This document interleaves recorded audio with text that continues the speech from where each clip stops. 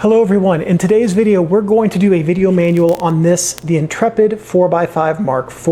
We're going to cover how to use it, everything you can do with it, some things you should know about this if you're in the market for one, flaws with it, for instance, some of the differences between this and the Mark V, and we're just going to basically go through everything about it. So, first thing we're going to do is we're going to talk about how to set this up. This is a 4x5 sheet film field camera. What that means is that it folds down nice and compactly like this. It's meant to be taken into the field, and it shoots 4x5 film. It has no light meter, and so you will need to use either a handheld light meter or just do as I do, which is look at a scene and go, yeah, sure, those numbers sound great, and hope you're right. I'm actually not joking about that, except in very complex situations.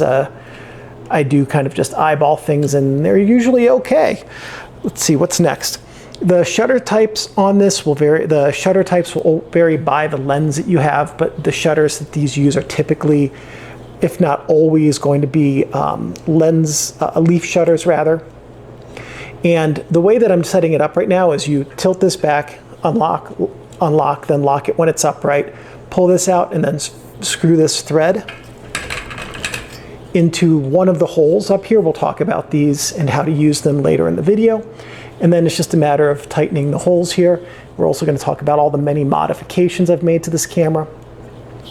This was an entry-level 4x5. Did I do that? I just unscrewed that. This video is going wonderfully, isn't it?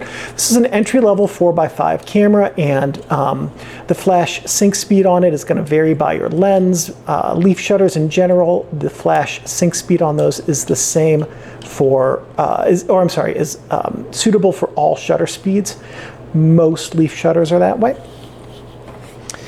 The Mark IV is an excellent camera, though the Mark V is a substantial improvement over it. So we're going to turn this here and I'll tell you or I'll just unscrew the tripod mount, I suppose. We're going to take a look here at the front. Here are some of the differences between the Mark IV and the Mark V.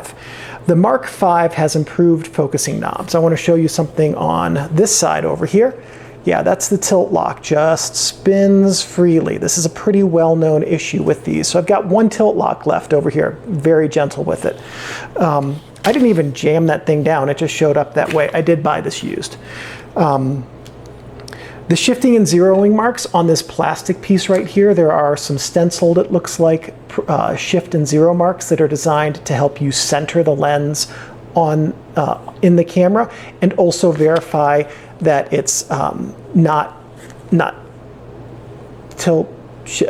shift, swing. It's not swung to go through all the directions, that you don't have any swing on it as well. And also if you do have swing or if you have shift, you can figure out how much shift and how much swing you're using so that you can be really technically precise with that. Huge upgrade. There are more choices for the bellows color on the Mark V than this. Teal and yellow, limited edition they call them on the website. The yellow, by the way, looks very cool. I mentioned these, let's see, there's a different lens board retaining clip up here. It looks a little bit different. It looks like it's just easier to make. Quite frankly, this has some bent forward bits that make it really easy to lift. The Mark V has a little loop up here you pull up on.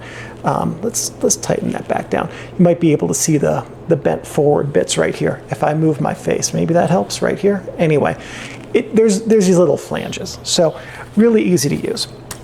The bubble levels on the Mark V are also set into the wood, not onto these little plastic dudes right here. That seems to me way better. It's probably really easy to knock these off, and also I could see it being totally possible to get a bit of a glue bulge under these that would slightly throw off the bubble levels and completely ruin them for whatever camera that was attached to. Not sure that's ever happened, but it seems possible. Just want to be clear about that. There are also grooves on the front plate here. Let me tilt this down just a little bit. And that is wonderful camera work right there, David. Okay, so if we tilt this down, there are grooves on this focusing plate on the Mark V that are not on any of the previous ones. You can see here I have lines And basically I did that instead of the grooves. The grooves that are milled into the Mark V would replace those lines. And there's also, the Mark V has a removable bellows, which the Mark IV and earlier do not. That's a huge change. I've never seen an Intrepid bag bellows.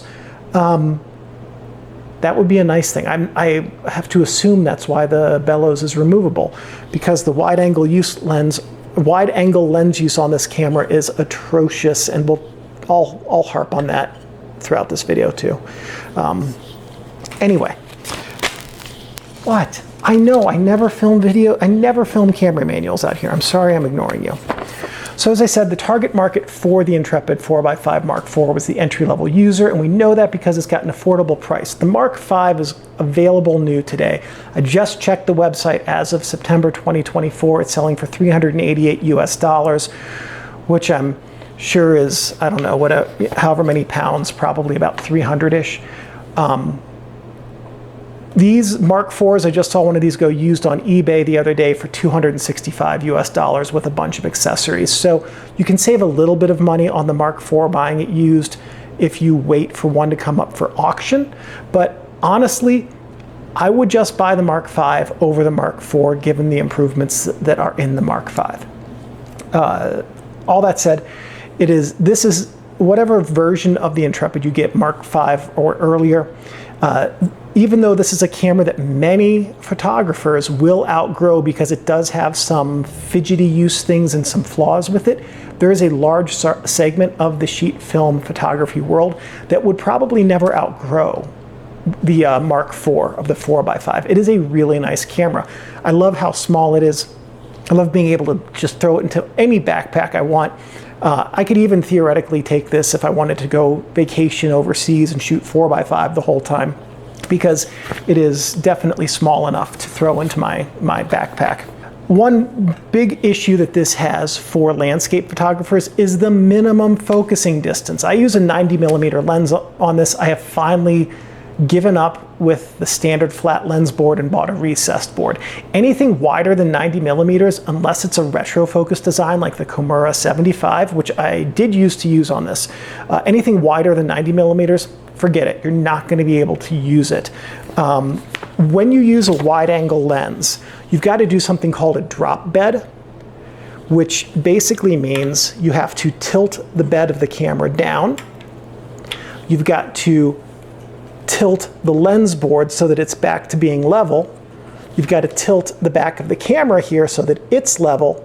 And what this does is, you might have just seen what I did there, that expands the bellows. You have to tilt the lens board down with a wide angle lens so that you don't get the front of the focusing mechanism in the photo. Happens all the time with my Astragon, also called Congo, or Yamasaki 90mm lens. Yamasaki's the company that actually made that one. So in order to use a 90mm lens, basically you've got to have the lens arrangement like this.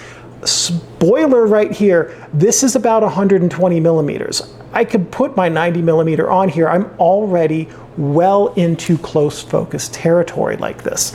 So using a 90mm lens is a bit fidgety, and I've kind of got to bake into it some amount of movements in order to make it work. So just as a heads up, wide angle lenses on the Intrepid 4x5, any version, kind of frustrating.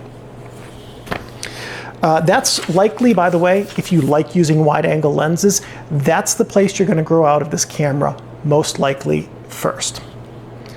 This camera specifically was made by Intrepid Camera in East Sussex, United Kingdom, and the earliest reviews I could find of this version were from 2021, and I believe it was produced until late 2023 or early 2024, probably late 2023.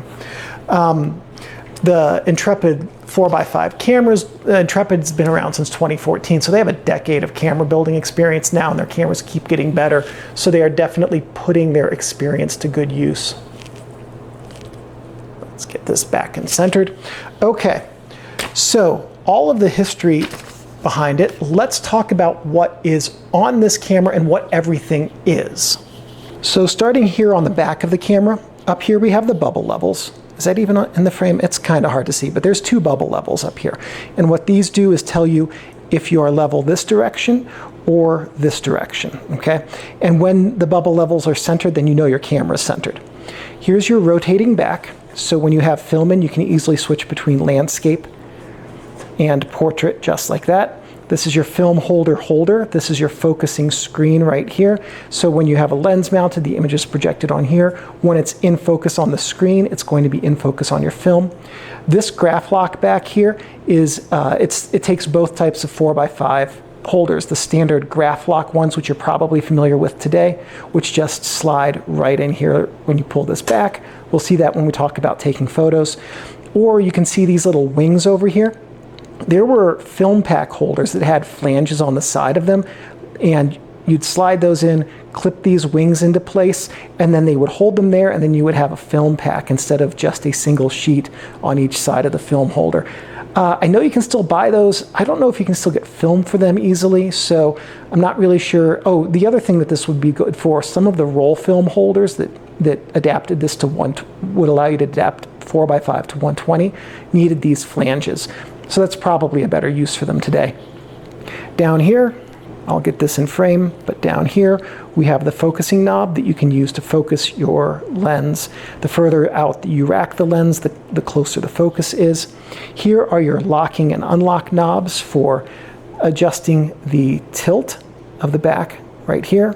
So one thing about field cameras is that they have base tilts. They do not have radial tilts on the backs, which is more useful for film cameras. Monorails need, because they are a different design, need axial tilts.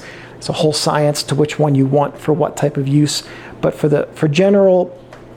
a general statement, field cameras benefit from base tilts because base tilts are more useful for the types of subjects that are photographed with field cameras. Okay, that's everything on the back.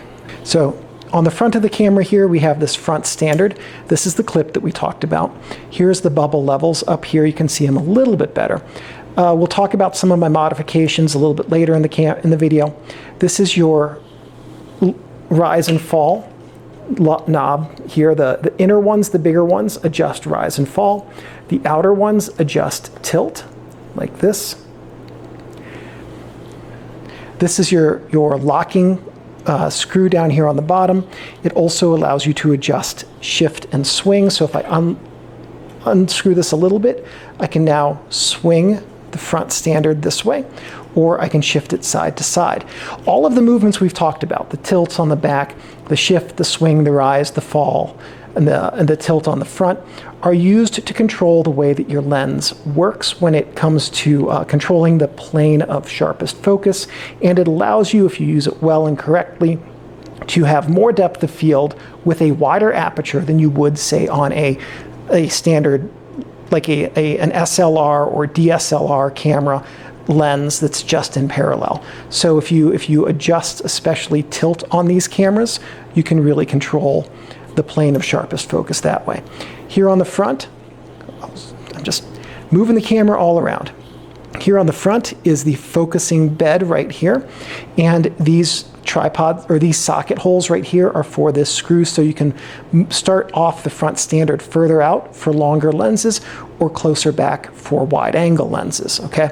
So as you adjust the focusing knob, you can see the focusing bed moves in and out. That's how you focus closer, by moving the lens outward, or nearer to or further away from you by moving it inward. Okay. Then on the bottom of this is a tripod socket, and if I spin this around enough, I'll probably just unscrew the tripod quick release plate. Not going that way, I won't. Anyway, tripod socket, 1/4-20 standard tripod socket. And also there's a second hole on the back. I'm pretty sure it's 3/8-16, but don't quote me on that. They're both just milled right into the metal base plate. Really, I think a very nice way of doing that. Very affordable, easy to do, and also mechanically simple, less stuff to break. So then here we have the bellows. This is, if I get it back on screen, here we have the bellows, and the bellows is what allows you to obtain focus because it keeps a light, tight environment as the lens moves in and out from the cameras, from the film plane, so that you can have a photo that looks like it should. All right, we're finally onto the second page. Next up, we're going to talk about how to actually use this camera.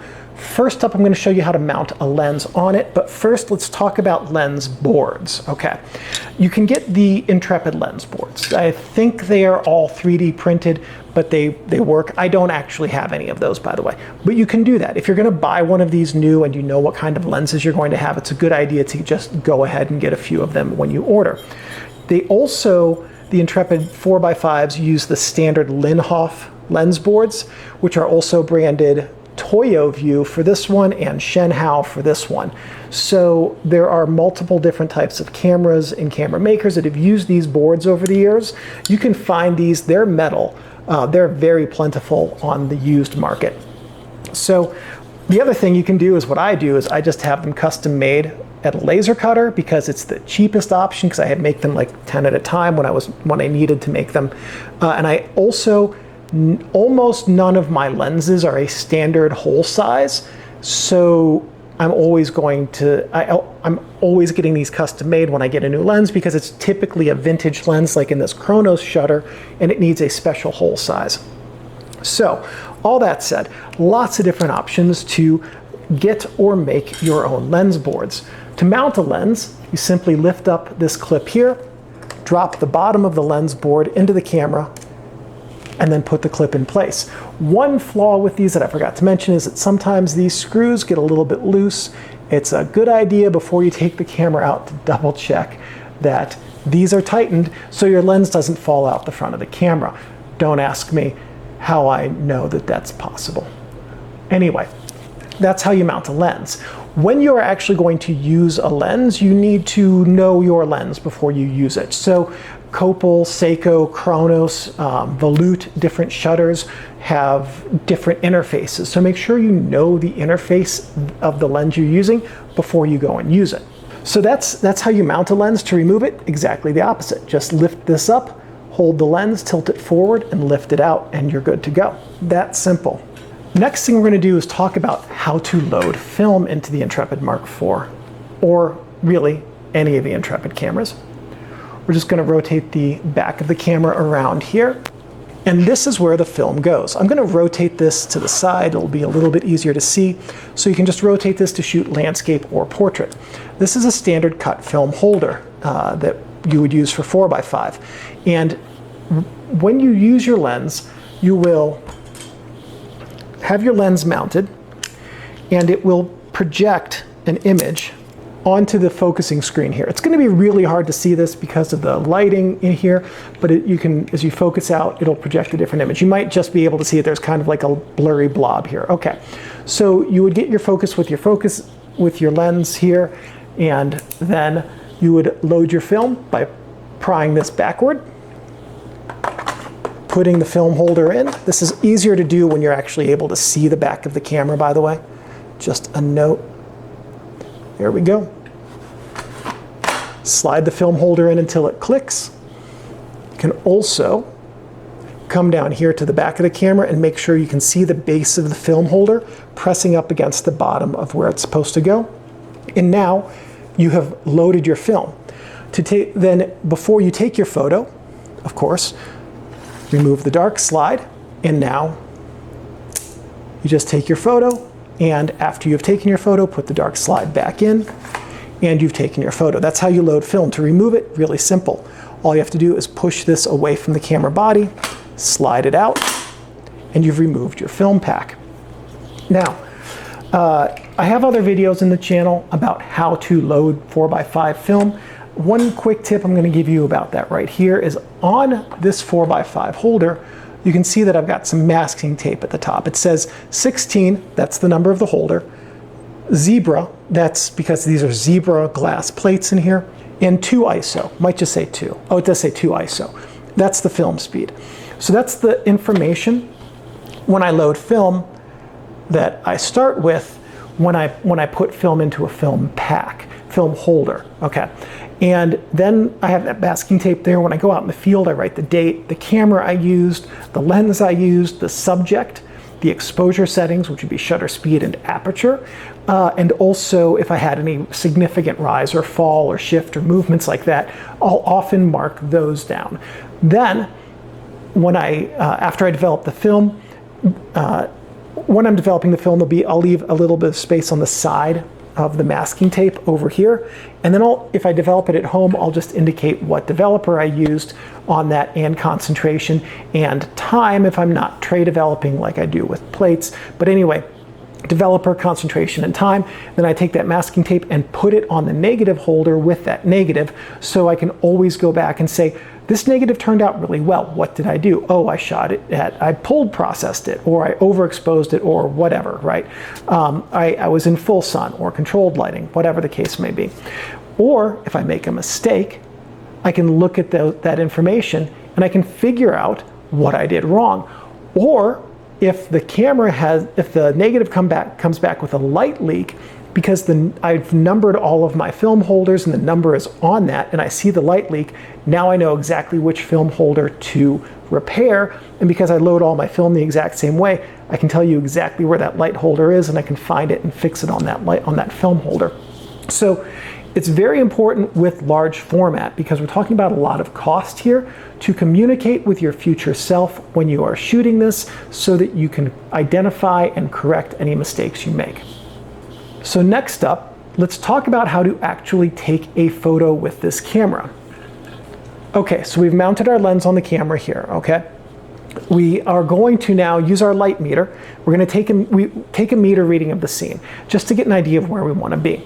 Next thing we need to do is compose the image as we want it to be. So on this shutter, your shutter may be different, I set this to time, I trip the shutter, and it opens up. It should open up. It did not. There we go. It did that time. All right, so I set it to time, I open it up. I'm going to grab my dark cloth, which is over there. I meant to grab the props.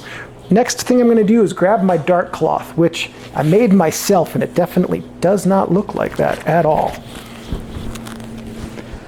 And then I get underneath the dark cloth here, and I can now see what's on the film, or on the glass rather, better than without the dark cloth, and this will help me obtain fine focus. The other thing that will help me get good focus, well, the dark cloth will help you get really good composition and pretty close focus. A magnifying loupe that just goes right on the focusing screen here will help you obtain fine focus. You just simply look at the most critical part of your image, dial it in, and bingo, you've got fine focus. Okay, so now that I've done that, there we go, close the shutter. Now I'm going to come around to the front of my camera. I'm going to select the shutter speed. I'm going to select the aperture that I want to use here based on my light meter reading. Knowing what it's going to say, what image rather is going to be on the film, I'm going to take the meter reading, and that will ensure that the meter reading is accurate for what I've composed and the lighting in which I'm about to be. Okay, dial that in, load the film in the back, and then it's just a simple matter of triggering the shutter for the selected time when you want to take the photo. That's it. Then you do your data recording on your film holder, and that's the process of taking a photo. Super simple, time consuming, but super simple. It's just a very slightly more cumbersome version of full manual shooting, if you're familiar with that from 35mm or medium format cameras, or with digital, right? Okay, cool. What about double exposures? Super simple. First, I'm going to show you the mechanics of the double exposure. Then I'm going to show you talk about the science of it.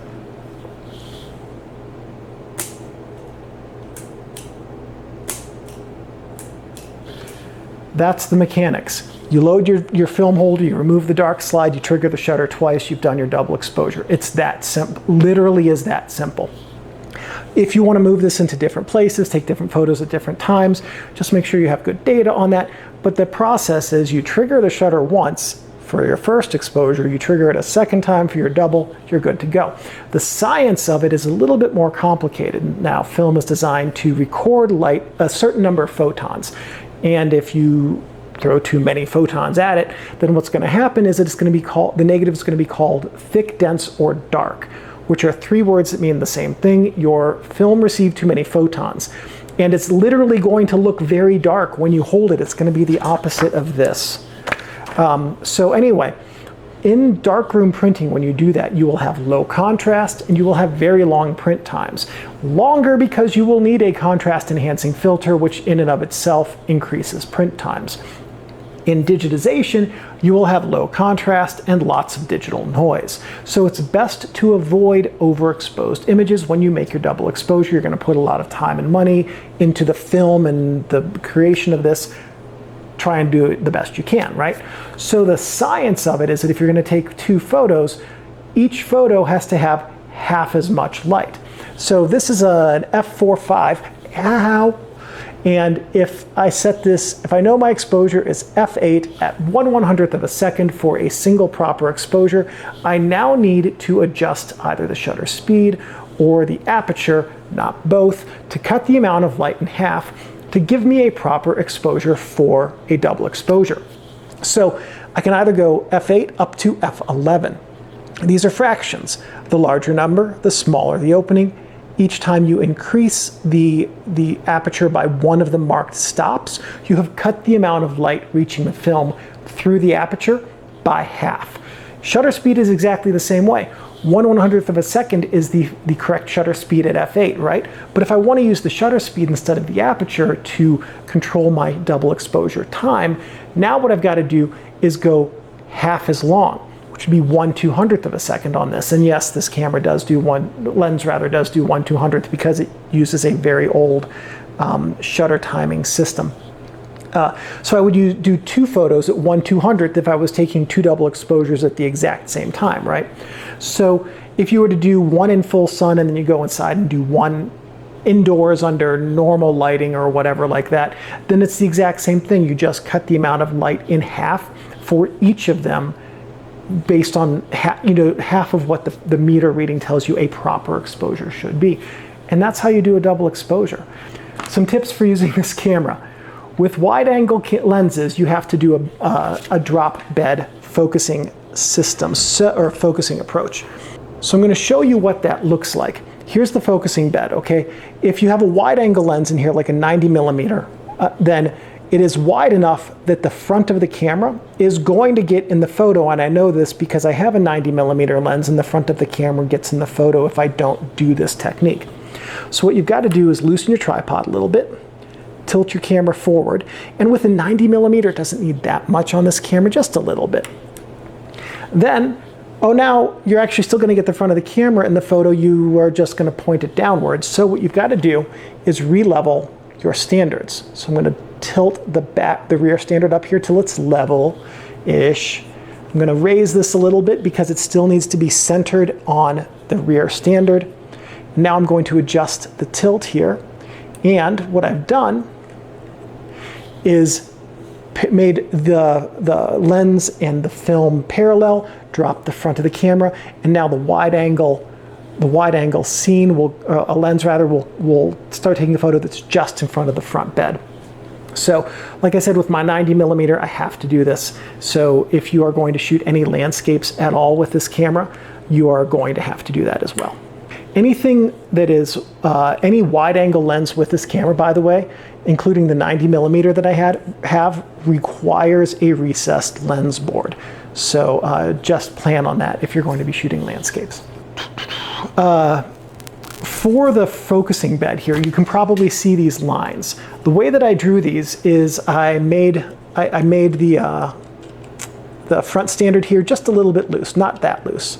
This is better, enough that I could kind of swing it like this. Then I grabbed a right angle marker, and then I put the right angle marker here, okay, on the front bed. And I lined it up with the front standard, and then I made a little mark. I tightened the front standard and made a very little mark. And I did that down the whole thing. Then after I had done all those marks, I came back with the right angle marker, and then I drew the lines. I did not use the standard. I wanted to use the right angle marker specifically so that when I drew these lines, they would be actually at a right angle to the focusing bed.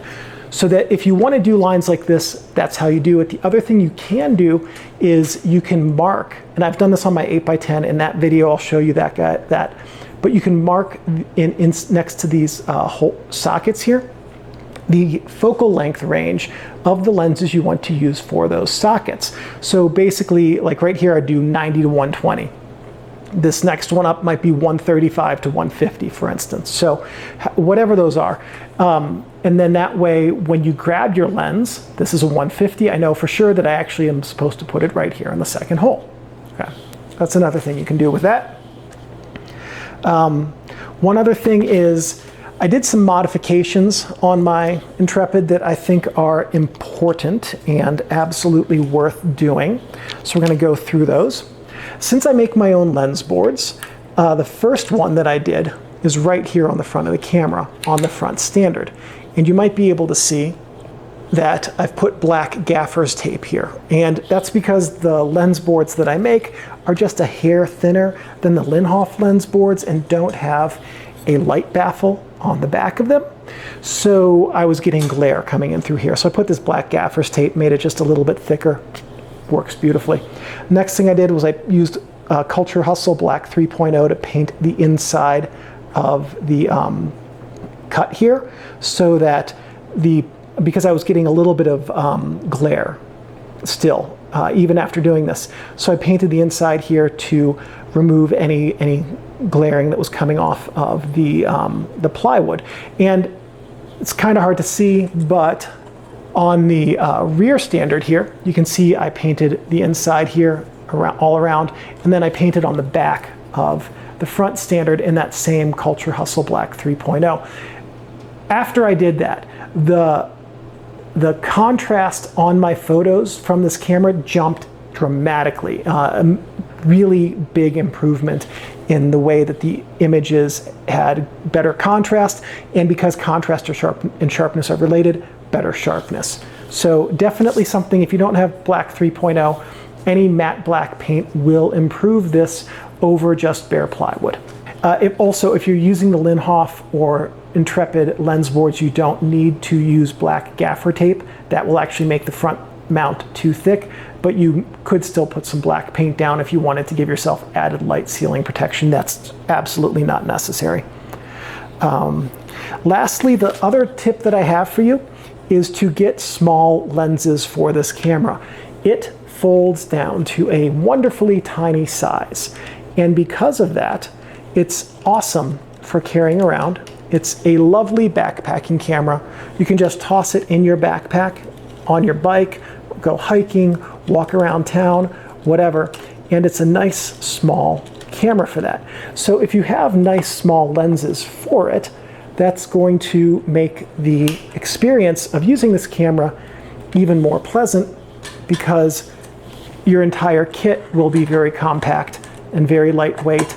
And by the time you throw a bunch of film holders into any large format backpack, it gets heavy.